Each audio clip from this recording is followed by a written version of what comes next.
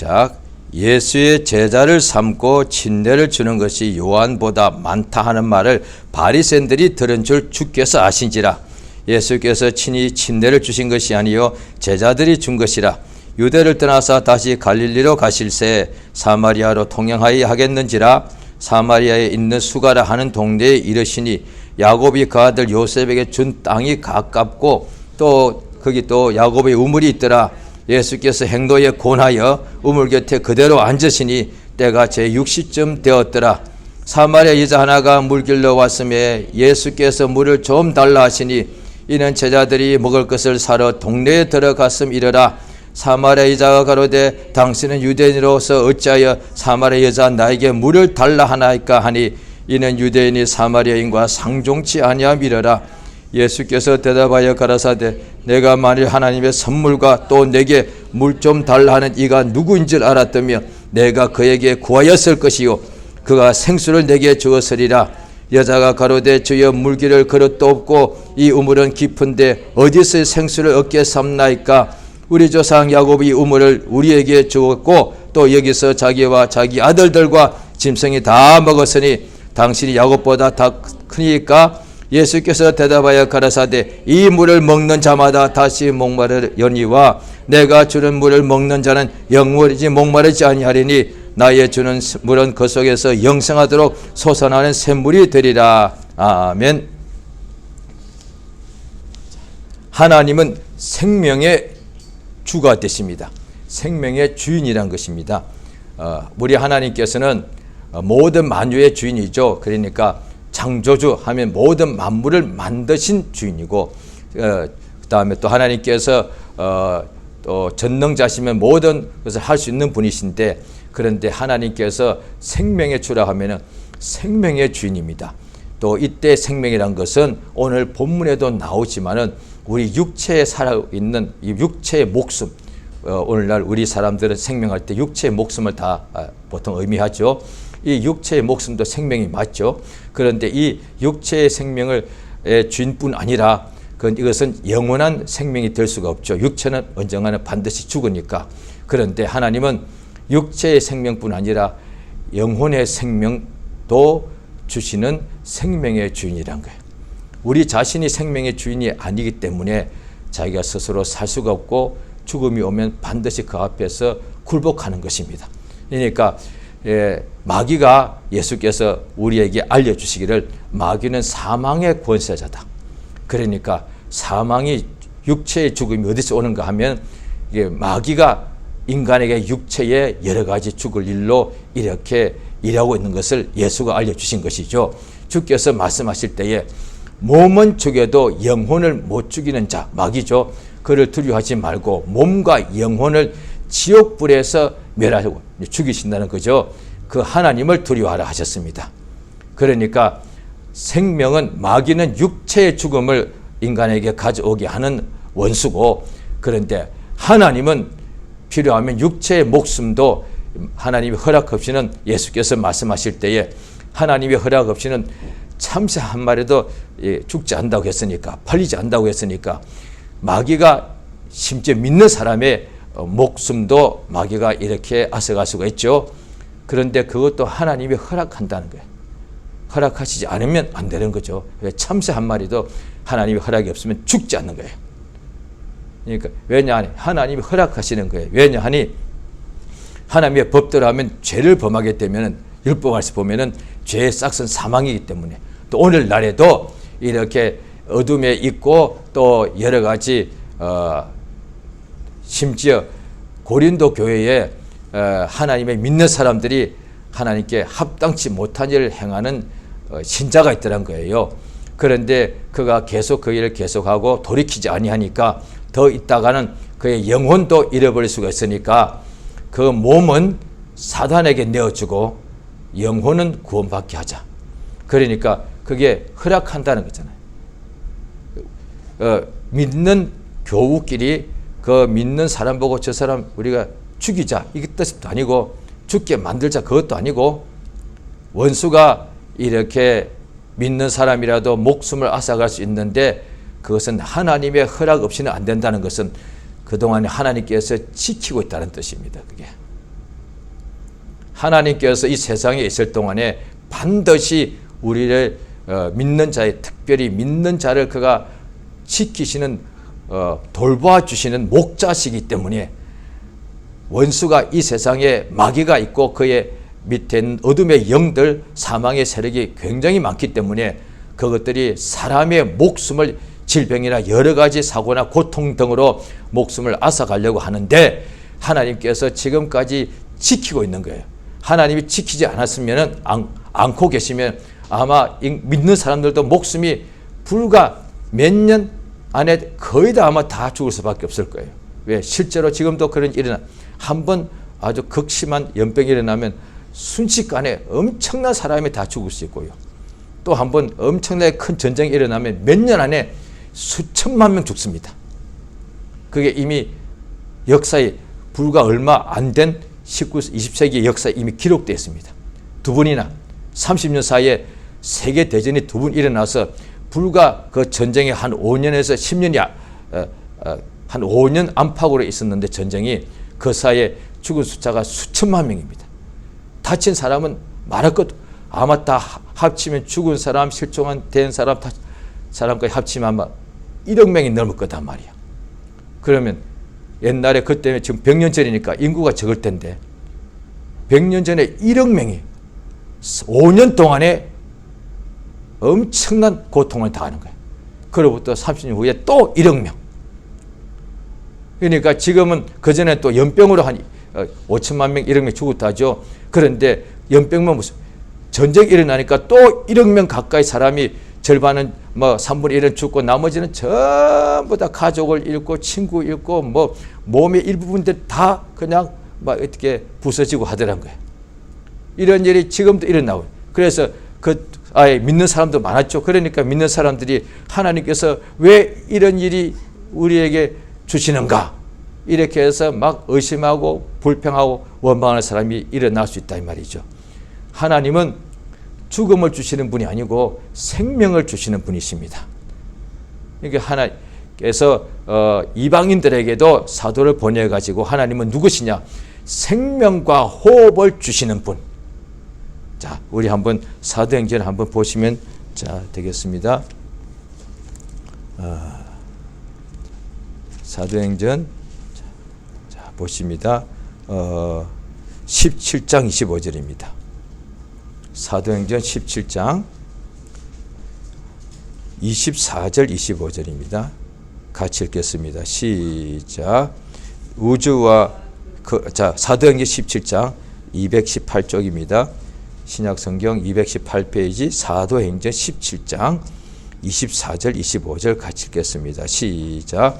우주와 그 가운데 있는 만유를 지으신 신께서는 주제이시니 손으로 지은 전에 계시지 아니하고 또 17장 25절 사도행전 17장 25절 자 218페이지 218페이지 신약성경 218페이지 자 사도행전 17장 25절 같이 읽습니다. 시작. 또 무엇이 부족한 것처럼 사람의 손으로 섬김을 받으시는 것이 아니니 이는 만민에게 생명과 호흡과 만물을 치니 만민에게 유대인에게만 아니에요. 지금 이 사도행전의 17장은 바울 선생이 이방인들에게서 복음을 전하고 있는 중이단 말이에요. 그리고 특히 이 부분은 처음 바울이라는 사람 예수의 이름을 처음 듣는 사람이에요. 태어나서 평생에 처음이에요. 그들은 모든 세상에 있는 만민에 속하죠. 하나님께서 유대인뿐 아니라 만민에게도 생명 태어나게 해주시고 생명 주시고 호흡 주시고 만물 주시는 분. 아니었으면 유대인 위에 전부 다 천멸했겠죠. 그러니까 유대인들이 선택받았다는 것은 하나님의 말씀을 받는데 택함 받은 것이지 사람들이 성경 보면 유대인이 택함 받을 때 유대인만 택함 받았다는 것은 하나님의 말씀을 듣는데 하나님의 이름을 알고 그를 섬기는데 구별됐다는 뜻이지 유대인이 선택받은 유대인에게만 복과 목숨 주는 것이 아니다 말이에요. 그럼 나머지는 전부 다 죽어야 된다 말이에요. 오늘도 마찬가지. 불신자들은 다 죽어야 돼. 다 망해야 돼. 하나님은 불신자에게도 만물과 열매를 주시고 하나님은 악인과 선인에게 다 이른 비와 늦은 비 줘서 열매 맺게 하신다는 거예요. 그러니까 하나님이 얼마나 선하냐는 거예요. 악인이라는 것은 저도 전날에 하나님의 원수였죠. 원수면 멸망당해야 되는데 뭐 굶어야 되고 병들고 죽어야 되는데도 하나님께서는 계속 열매를 주시더란 거예요. 그래서 이 바울이 열매를 너희들이 먹고 살지 않았느냐? 그렇지. 그런데 그 열매가 제우스 신이 준, 그때는 헬라 사람들이니 그들은 제우스가 준 자고 섬기고 한국으로 치면은 조상이 줬다고 그래 조상한테 막 제사하는 것이죠. 그런데 열매를 준 것은 인정하지 않는데 다 인정하죠. 그건 우리 할아버지 신이 줬지 이런 식이다. 한국식으로 하면은. 그런데 너희 당신의 조상 신이 준 것이 아니고 제우스가 준 것이 아니고 태양신이 준 것이 아니고 그 이름 예수라는 그 하나님께서 주신 것이다 라고 모르는 사람한테 가서 알려주는 거예요. 지금까지 누가 내게 목숨을 주시는지를 모르고 있었는데 하나님이 알려주신 거예요. 그렇죠? 그러니까 하나님께서 복을 주시는 거예요. 그러니까 오늘 본문에 보면 예수께서 제자를 삼고 침례를 주는 것이 워낙이 이 원어나 또 영어 성경 보면은 이게 한국말로는 세례로 번역되어 있고 또 혹은 밑에는 침례 이렇게 써 있습니다만은 사실은 이게 침례라는 표현이 맞습니다. 왜냐하니 이 단어가 헬라어도 영어도 침례란 이외에 다른 뜻이 없습니다. 딱 하나밖에 없습니다. 그냥 이제 베프티즘은 뜻이 딱 보통 단어의 뜻이 여러 가지가 많이 있지 않습니까? 한 단어도. 그런데 이 침례는 딱 이 단어 하나밖에, 이 단어는 그냥 침례밖에 쓸 수가 없어요.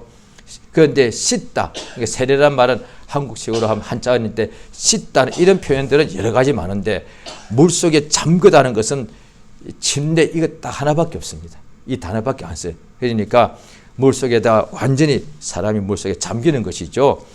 그래서 예수의 침례 주는 것이 요한보다 많다고 하니 사람들이 바리새인들이 알더란 거예요. 그런데 밑에 보면 2절에 예수께서 친히 침례를 주신 것이 아니고 제자들이 준 것인데 예수께서 이제 유대를 떠나서 갈릴리로 가실 때에 사마리아 통행하여 하겠는지라. 보통 사마리아 통행을 안 하려면은 삥 둘러서 몇 배로 더 멀리 가게 되어 있습니다. 그런데 사마리아 통행하면 바로 더 빨리 갈 수 있는 길이 더 이렇게 지름길이죠. 근데 사마리아 수가라는 동네에 이르시니 그 다음에 거기 가서 예수님께서 자 6절에 보시면은 행로에 고온하여 피곤하여 앉으셨는데 제6시 오늘 아침에는 아침 9시예요. 이렇게 보면 예수님 어떤 마을에 가서 해 떠릴 때까지 역사하시고 그 집에 한 집을 찾아내서 유하시고 그 다음날 새벽 일찍 일어나서 그 동네 근처에 있는 디산에 가서 기도하시고 그 다음에 내려오시자마자 제자들을 깨어난 제자들 데리고 또 다른 마을로 출발하시는 거예요. 그러니까 출발하시니까 아침 9시인데 벌써 길을 상당히 걸어가신지라 피곤하시더란 거예요. 자, 그래서 어떻게 하느냐. 거기 우물이 있는데 여자가 예수님 우물 곁에 그냥 앉아 계셨는데 여자가 우물을 길러 오더란 거예요. 여기는 저는 자세히 뭐 이때 풍습을 제가 연구를 안 해서 모릅니다만은 여자가 바가지를 가지고 와야 됐다면 예수님이 우물 곁에 앉아서도 바가지가 없으니까 물을 풀 수 없으니까 가만 앉아 계신 것이고 아니면 거기에 물 빠지겠다고 하면 예수님 자신이 할 수 있었는데 안 하고 계신 거고 어떻게 보면 예수님 그냥 물 떠서 드시면 될 것 같다고 왜 가만히 계시다가 여자가 오니까 야, 물 좀 달 이런 식으로 오해할 수 있는 거예요.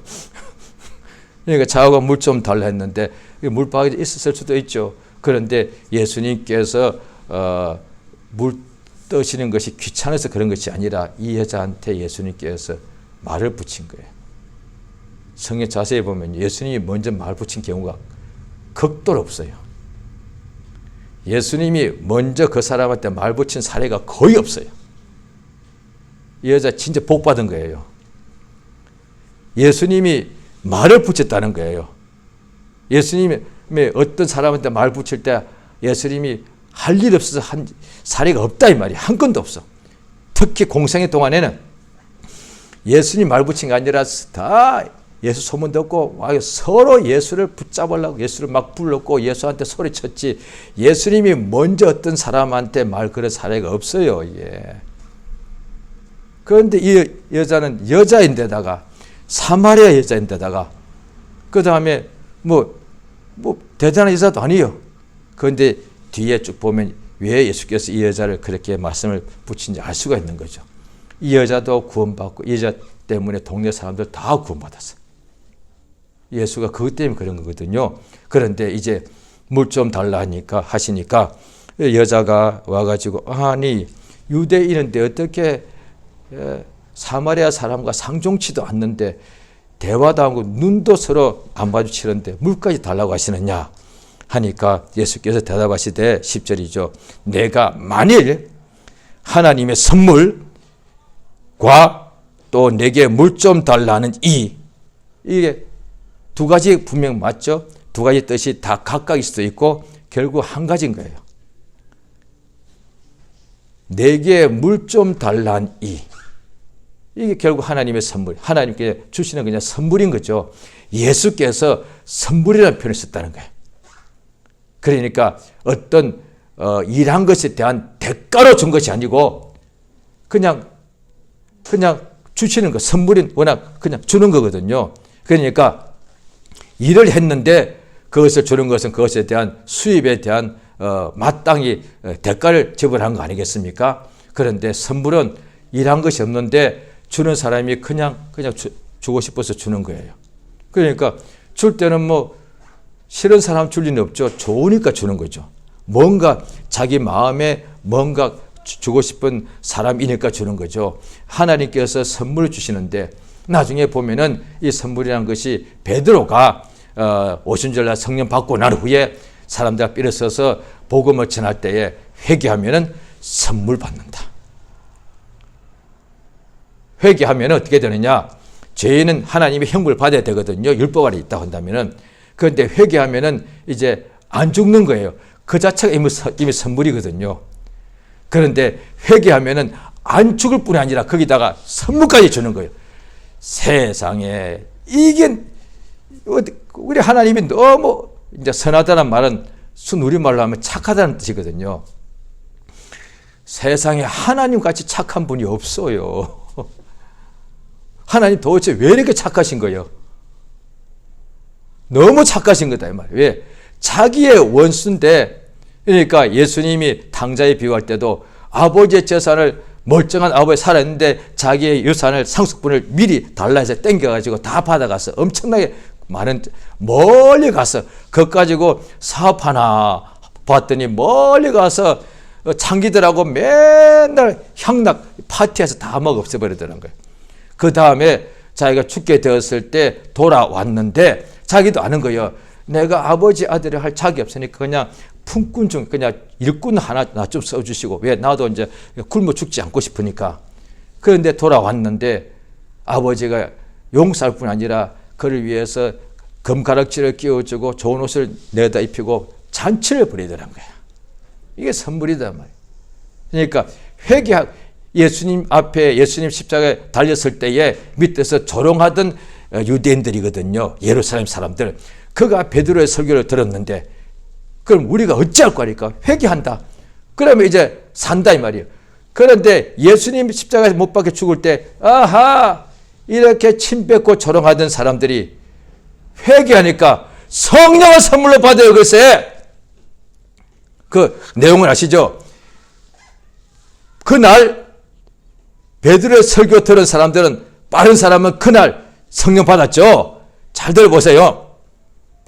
베드로가 성령 받은 날, 근데 또 같은 날 받았다니까요. 베드로는 3년 반 예수를 따라다닌 끝에 성령 받았다 이 말이에요. 그런데 아침에 성령 받았다 치면은 베드로 설교 듣고 벌써 한 명 성령 받았어. 이 사람은 뭐요? 베드로 같은 시간에 같은 달에 성령 받아서 이 사람은 예수 앞에 침 뱉은 사람이 아무것도 한 것도 없어. 베드로는 3년 반 동안 따라다녔고 10일 동안 기도했던 사람이요. 오늘날 똑같은 상황이 일어나요. 복음 은혜 시대니까, 선물 주는 시대니까. 어떤 사람은 교회 생활 오래 하다가 어떤 은혜 집회 가니까 성령 받고 하는 사람이 부러웠어. 그 자기도 기도 막 시작한 거야. 그 자기는 평생 교회 다니다가 마침내 큰 집회 가서 성령을 간신히 받아가서 방언하는데 이 사람은 오늘 교회 나오자마자 성령 받은 사람이 있어. 화나지. 그런데 성경 보면은 베드로가 화를 내는가? 아니요. 베드로 오히려 선물 받는다. 그러니까 성령 충만한 게 맞죠. 너희들 회개하고 앞으로 교회 생활 한 1년을 해. 그 다음에 선물 줄 거야. 아니요. 회개하면 그냥 선물 받아. 이게 하나님의 선물이라는 거예요. 그러니까 하나님께서 돌아오기만 하면은 자기에게 돌아오면 왜 사람들이 이해 못할까봐 너희도 아버지한테 두 아들이 있지 않느냐. 작은 아들이 그렇게 해서 허랑방탕하고 돌아왔을 때 아버지 마음이 어떻더냐.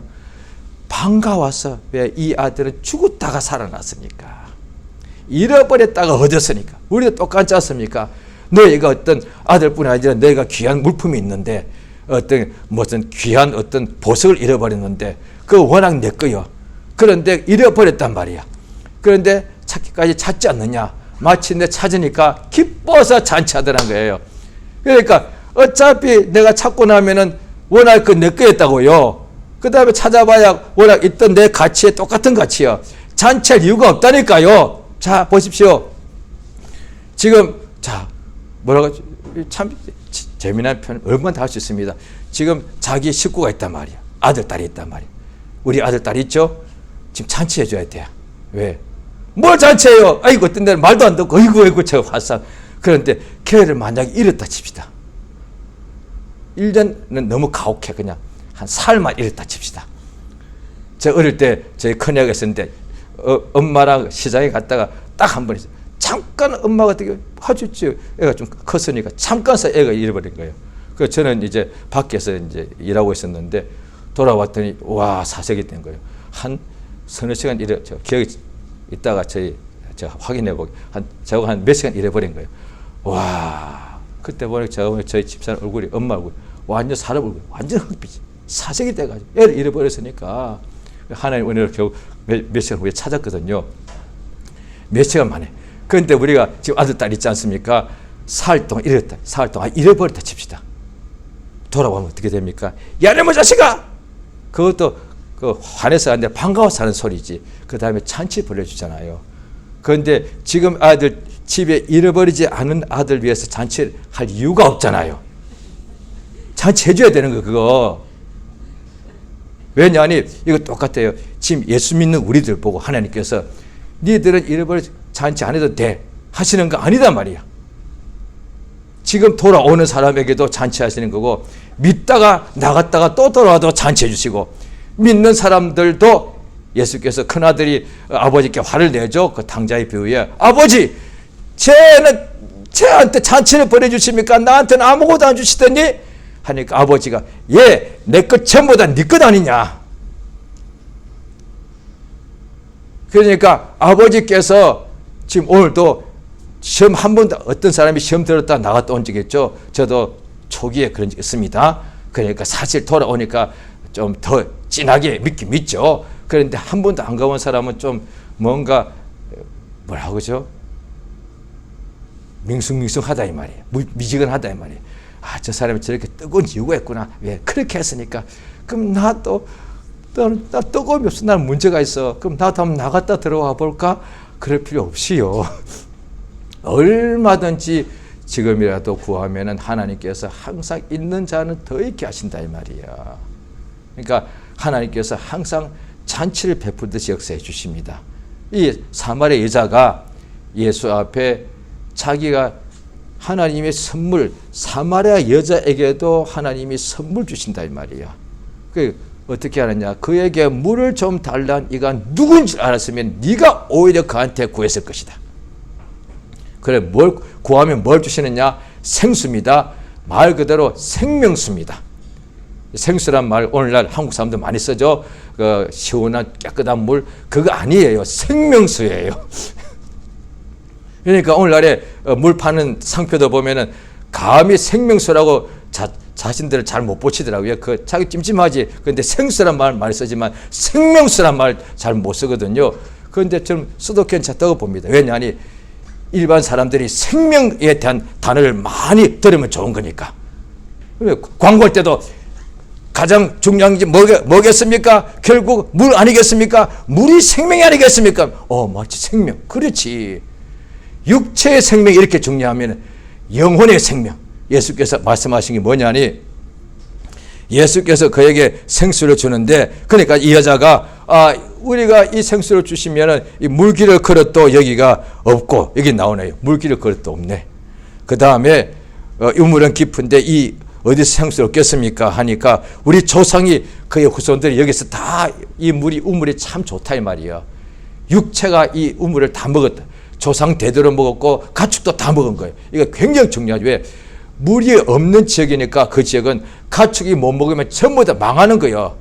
그러니까 거기다가 목축하는 건데, 양을 키우는데 이 물을 내 양이 못 먹으면 우리 전부 다 멸망하는 거예요. 그러니까 이 물이 굉장히 중요한 물인 거예요. 이 부분 하면은 가지고 구약적으로 설교할 수 있다니까요. 이것이 야곱의 우물이 이렇게 복받은 우물이, 왜? 지금까지 몇 천 년 동안 이 물을 계속 먹었으니까. 몇 천 년 동안 이 물을 먹었다니까요. 글쎄 야곱의 후손들이. 그런데 예수께서 이 물은 네가 다시 이 물을 먹는 자, 13절 같이 읽겠습니다. 시작. 예수께서 대답하여 가라사대 이 물을 먹는 자는 다시 목마른다는 거예요. 야곱의 물이 하나님이 복 주셔서 육체가 가족 또 며칠 동안 먹어온 물이 확실한데, 이 물은 먹어도 다시 목마릅니다. 맞죠? 아침에 먹고 또 1시간 후에 또 물을 또 마셔야 되니까.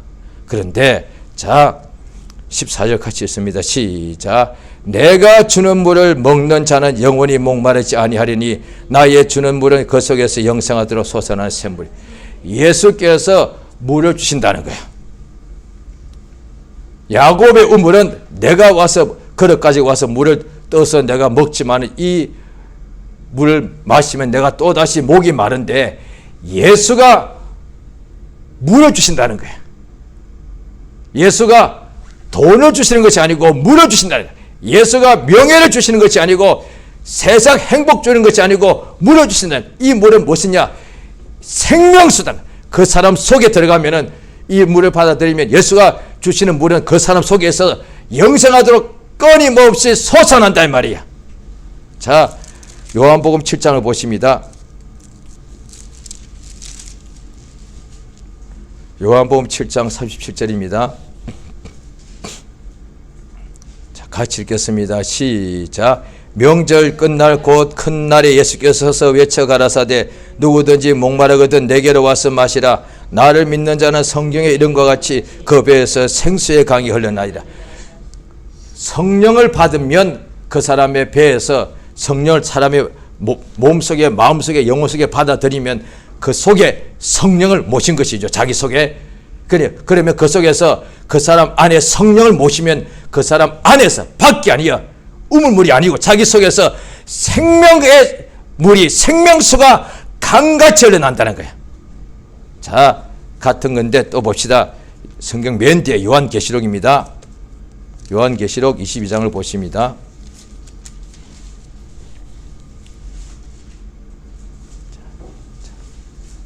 요한계시록 21장 먼저 읽겠습니다. 21장 6절을 먼저 읽습니다. 시작. 또 내게 말씀하시되 이루었도다. 나는 알파요 오메가요 처음과 나중이라. 내가 생명수 샘물로 목마른 자에게 값 없이 주리니. 예수님이 분명히 생명수를 주신다고 했습니다. 그 끝에 22장 1절입니다. 같이 읽습니다. 22장 1절 시작. 또 저가 수정같이 맑은 생명수의 강을 내게 보이니 하나님과 및 어린 양의 보좌로부터 나서 2절까지 길 가운데로 흐르더라. 강 좌우에 생명나무가 있어 12가지 실과를 맺히되 달마다 그 실과를 맺히고 그 나무 잎사귀들은 만물을 소생케 하기 위하여 있더라. 자, 보십시오. 생명수의 강이 하나님과 어린 양의 보좌에서부터 흘러나오더라. 에스겔에서 나오죠. 에스겔 구약 갈 필요 없어요. 요한계시록에 나오니까. 에스겔은 땅에서 본 환상인데 이 요한계시록은 아예 천국에 들어가서 천국에 가서 보고 온 거예요. 그러니까 에스겔과 이거 그 협사인데 에스겔은 땅에서 본 것이고 요한계시 사도 요한은 천국까지 가서 그걸 보고 온 거단 말이에요. 그러니까 거기에 보좌가 있는데 이 성경에 보좌란 표현이 신구약이 합쳐서 한 90번 나오는데 3분의 1 이상이 요한계시록에만 나옵니다. 그러니까 제대로 보면 요한계시록이기 때문에 보좌가 계속 맨 처음부터 나옵니다. 끝까지. 요한계시록 2장부터 22장까지 계속 보좌가 나옵니다. 그러니까 하늘이 텅 빈 하늘이 아니라 그곳에 하나님의 보좌가 있다는 거예요. 거기서 어떻게 생명의 강이 흘러나오더라. 생명수 강이 흘러나오더라고요. 그래서 그 강이 흘러나니까 그 강 좌우에 나무들이 있는데 생명나무가 있다는 거예요. 예수께서 이 땅에 오셔서 자기를 만나주신 사람이 그 사람이 자기에게 물 좀 달라 한 이가 누군지 알면 지금도 예수님 우리 보고 물 좀 달라 하십니다.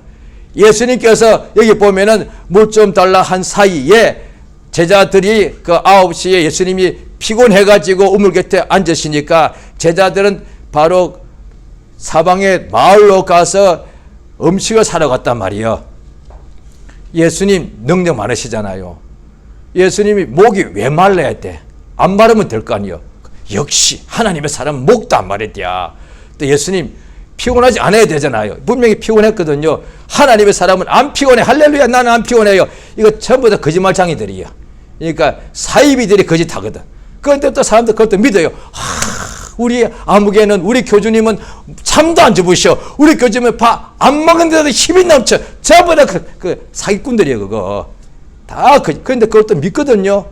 또 어떤 사람도 이게 신비주의 빠져서 이 사람 사기꾼이고 온전히 믿는 사람인데도 스스로 속아가지고 주여 나는 그냥 밥도 안 먹어도 되고 그냥 잠도 안 자도 되고 그냥 성령 충만케 해주시옵소서.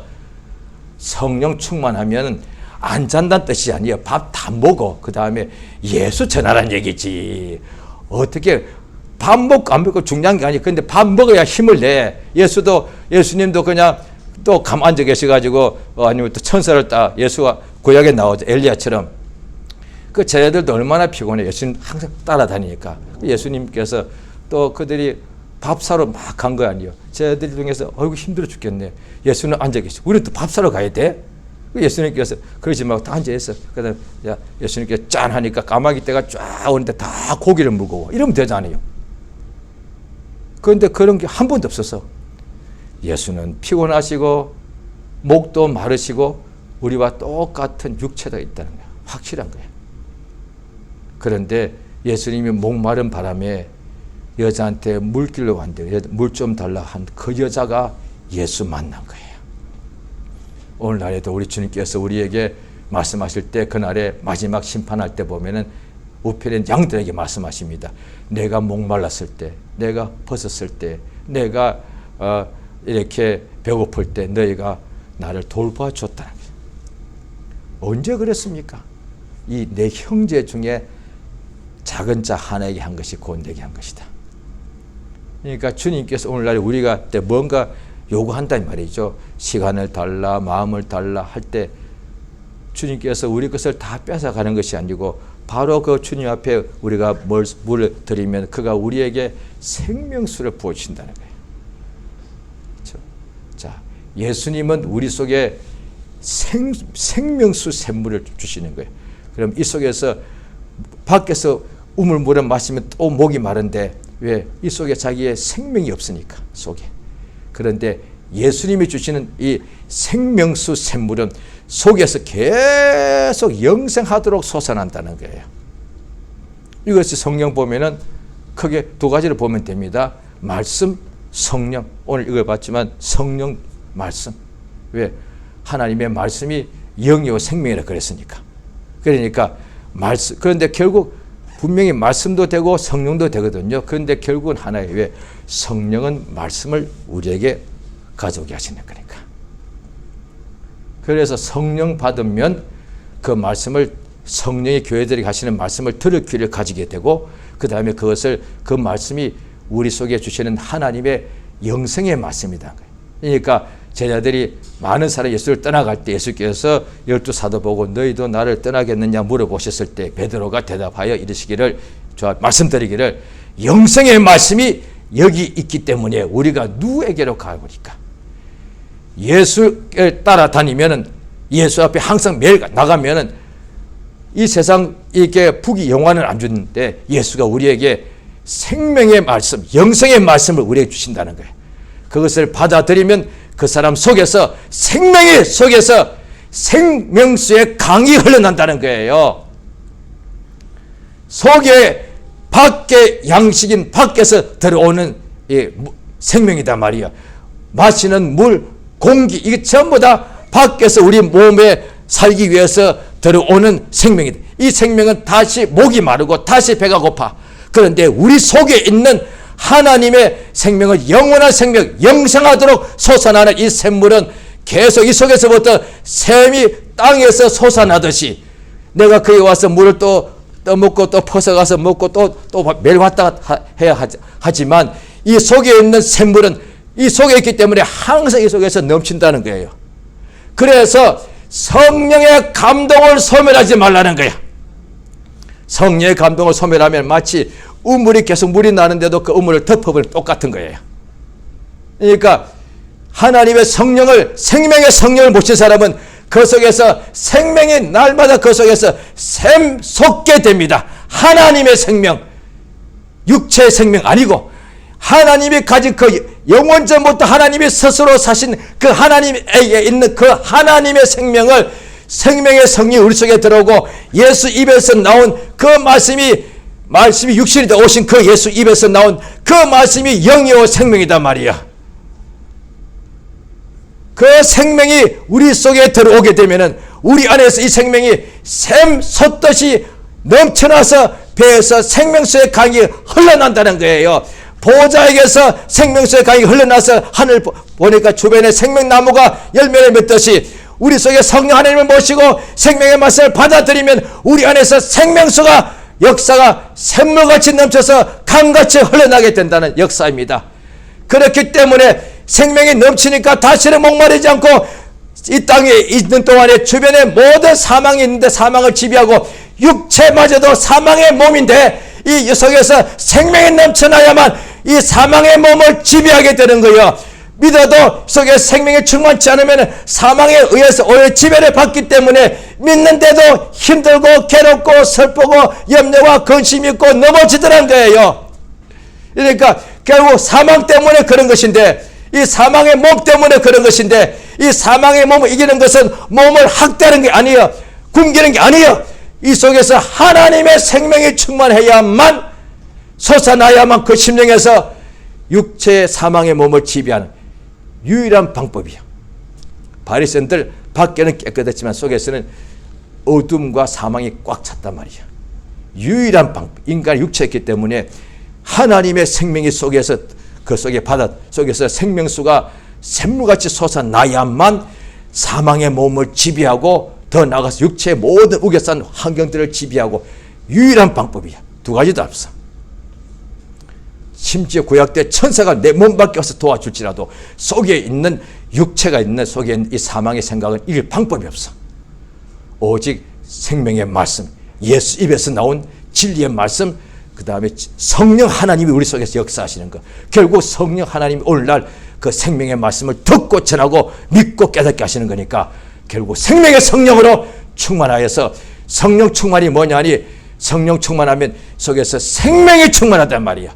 성령 충만하면 우리 속에서 하나님의 생명이 샘 솟듯이 솟아나게 되었습니다. 이 성령 충만을 받아라 이 말이죠. 이 시간 저 앞에 기도하십니다. 우리 하나님께서 내게 생명을 선물로 주십니다. 할렐루야.